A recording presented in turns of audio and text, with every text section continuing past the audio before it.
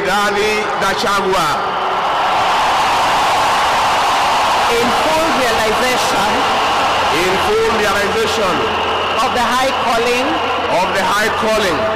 I assume as Deputy President of the Republic of Kenya. I, William Samoei Ruto. In 2022, William Ruto and Ruto-Gachagua won Kenya's highest political offices. Full realization Of the high calling I assume as President of Kenya. Their dynamic partnership promising a united vision for the future. I want to thank God because a village boy has become the President of Kenya.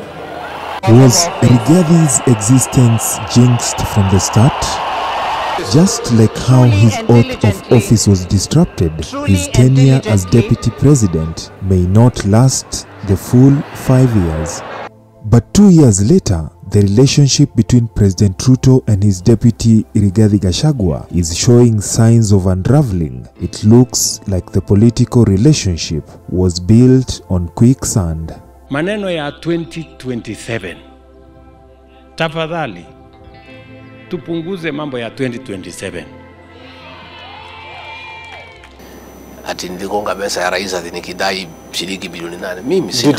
Mimi sina haja na pesa. In this analysis, we will explore the key moments that led to the public fallout, the political ambitions that overshadow their alliance, and how this breakup could reshape Kenya's political landscape.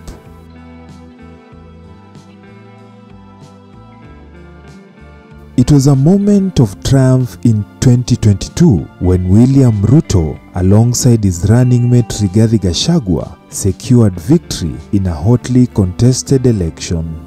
Gachagua became Ruto's most vocal supporter, his trusted lieutenant. Vile munaongea rais akiwa hapa, hata akitoka muendelee kusukumuza the same way. Let's be consistent. Kama tumemtabua rais wa Jamhuri ya Kenya ni William Ruto vile mmesema hapa, hata siku baba anakuja murudie ya kwamba William Ruto ndio rais wa Jamhuri ya Kenya. Together, they promised to address Kenya's pressing issues and transform the country's future. But as months passed, Gachagua's public presence began to grow beyond what some expected for a deputy. In the Mount Kenya region, Gachagua built a loyal base, positioning himself as the region's defender. For Ruto, this rise sparked a concern. There will be no handshake. Wale walikuwa nampigia huyu rais kelele na kusema hatoshi na hawezi, anaweza kuweka kwa serikali yake wamsaidie, si watamuangusha?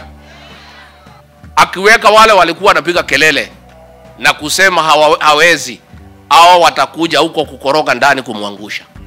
Tumekuta store hakuna kitu, hata panya wametoroka, hakuna kitu ya kukula. Sasa tukisema hiyo wanasema bwana nyinyi endeleeni kufanya kazi, msituambie vile mumekuta. Lazima tuseme Your Excellency, sisi watu ya Mlima hatukuandikania na wewe MOU. Hakuna condition tulikupea hata moja. We trusted you and you trusted us. Deputy President Ruto-Gachagua became a force in his own right, especially in his home turf of Mount Kenya and what he has popularly referred to as Murima. Mimi Ruto-Gachagua niko tayari kuendelea kumsaidia rais tufanye kazi.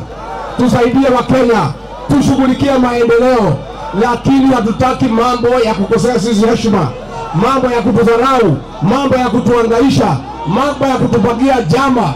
Sisi tumesema tena, tulifanya makosa kubwa sana, na mimi nikatubu kwa niaba yenu kupiga mtoto wetu Rais Uhuru Kenyatta. His fiery speeches and a firm stance on regional issues earned him political mileage that Ruto could no longer ignore.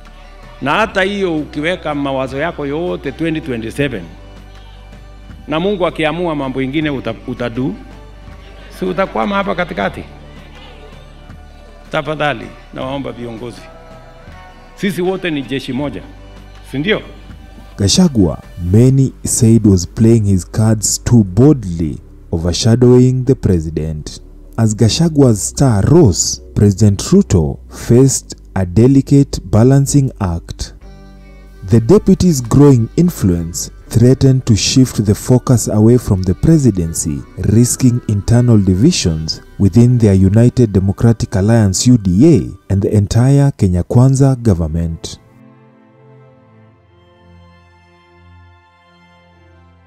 By May 2024, cracks in their relationship became visible.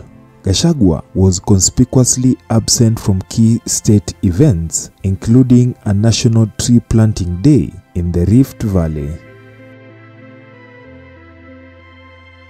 He also failed to welcome visiting Ugandan President Yoweri Museveni, igniting speculation about a deeper feud.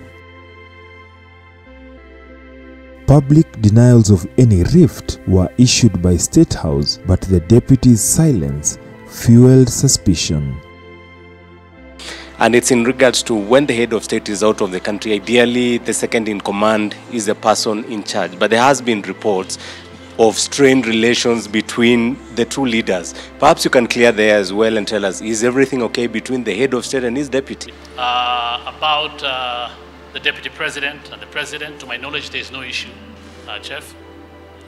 And of course, the deputy president's office is an office with all the capabilities and competencies. If you want to ask any question or find out anything about the deputy president, they have all the capabilities, and you can find whatever information you need there. When Gachagua distanced himself from Ruto's controversial finance bill for apparently not listening to the ground, the tension between the two became harder to conceal. As the tension escalated, Gachagua's office became the target of political maneuvering.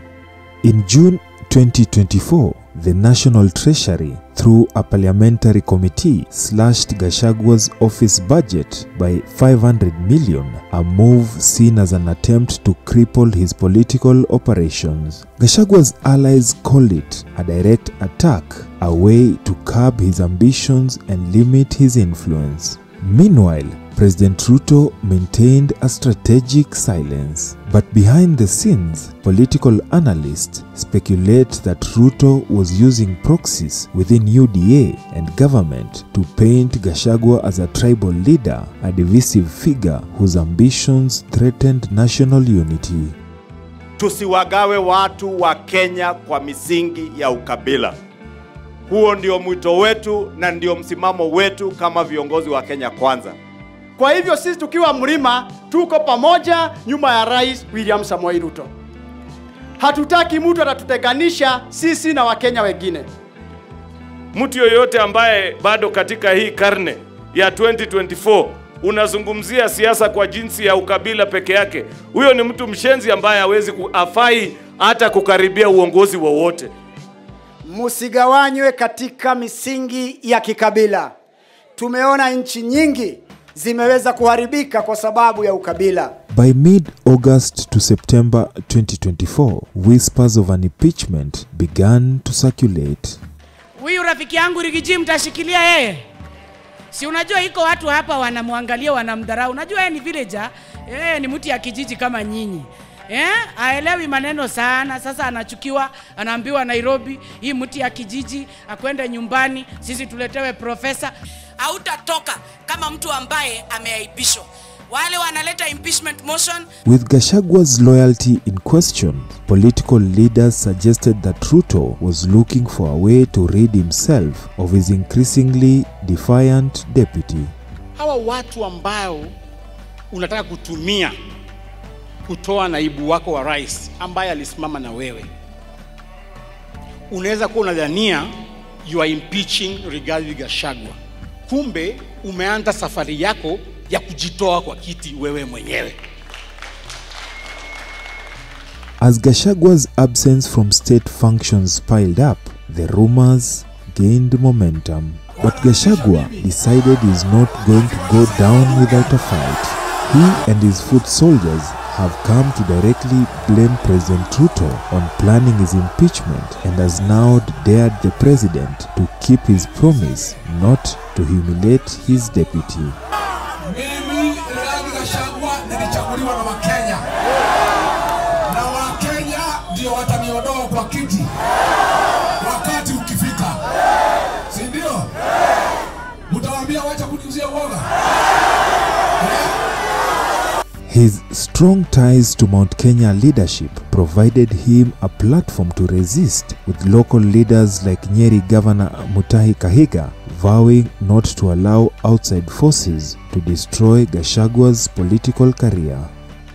That we as a community are not known to stand and look at things. For every action, there will be a reaction. That's all I want to say. For every action, there will be